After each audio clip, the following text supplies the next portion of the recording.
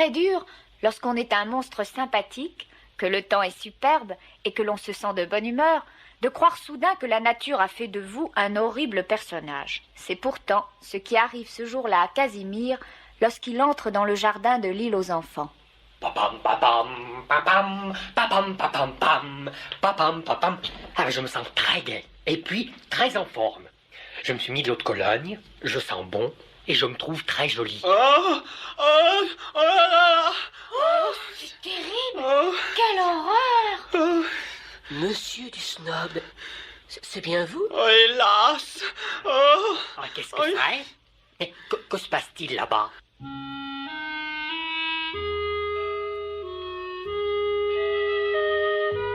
Ce qui se passe à l'autre bout du jardin est épouvantable. Monsieur du Snob est méconnaissable sous les pansements qui lui recouvrent le visage. Une bande entoure sa tête, un pansement cache son nez, 2 trous noirs marquent dans sa bouche l'emplacement des dents qu'il a perdues. François et Julie l'entourent très inquiets. Oh là là là là là! Oh! Et que vous est-il arrivé, monsieur du Snob? Que s'est-il passé? Oh là là là là, mes chers amis! J'avais mal noué les lacets d'une de mes chaussures en lézard jaune d'Australie. J'ai marché dessus et je suis tombé dans l'escalier de ma maison.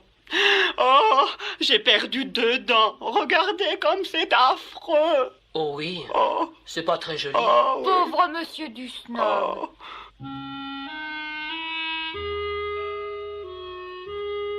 À l'autre bout du jardin, Casimir écoute sans oser se montrer. Vous avez entendu? C'est épouvantable. Il a perdu seulement 2 dents et il se trouve laid. Mais alors moi qui n'ai pas de dents du tout, je dois être horrible. Oh, et mon nez, mon si joli nez, il est tout écrasé. Non mais vous imaginez le visage que j'aurais si je n'avais plus de nez. Je vous comprends, Oh. ce doit être terrible. Oh, Mais moi, je n'ai pas de nez non plus. C'est affreux. et tout mon crâne écorché. J'ai perdu presque tous mes cheveux. Oh, s'ils ne repoussent plus, oh là là là. Oh, des cheveux. Je n'ai pas de cheveux non plus. Mais alors, sans nez, sans cheveux et sans dents, je dois être un monstre. Oh, que je suis triste. Oh, à moins que...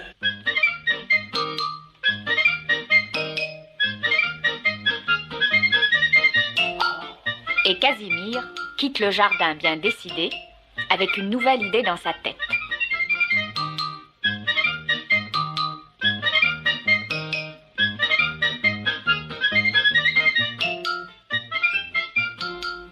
Il a fallu un long moment à monsieur du Snob pour raconter sa malheureuse aventure. Il faut pas vous laisser aller, monsieur du Snob. Tout va s'arranger. Tenez, prenez un verre de limonade, ça vous remontera. Merci, merci mes chers amis. Vous me réconfortez.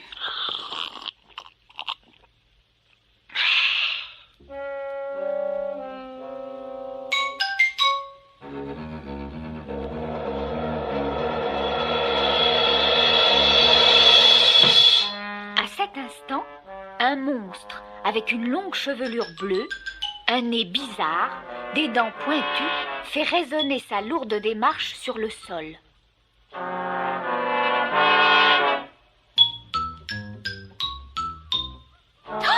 François, regarde, il y a un horrible monstre dans l'île. Sauvons-nous vite. Mais il est effroyable. T'en fais pas, Julie, je vais vous protéger. Mais c'est moi, Casimir. Vous ne me reconnaissez pas? Que dit-il? Il s'appelle Casimir. Mais oui, je vous dis que c'est moi. Toi qui? Moi, Casimir. Mais oui, c'est vrai, c'est Casimir. Je reconnais sa voix. Ouais.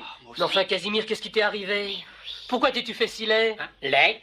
Mais vous venez tous de dire que sans dents, sans nez et sans cheveux, monsieur du Snob serait affreux. Et c'est pour ça que tu t'es déguisé ainsi? Ouais. Que tu t'es mis cette horrible perruque, ce nez en carton et ces longues dents? Ouais, je veux être beau, moi aussi. Mais Casimir, c'est vrai pour monsieur du Snob, pas pour toi. Tu es beaucoup plus beau sans dents, sans nez et sans cheveux. C'est vrai? Mais oui! Et tu le penses aussi, François? Mais oui, chacun de nous est beau comme il est. Il faut pas vouloir changer pour être comme les autres. Oh, que je suis content, alors.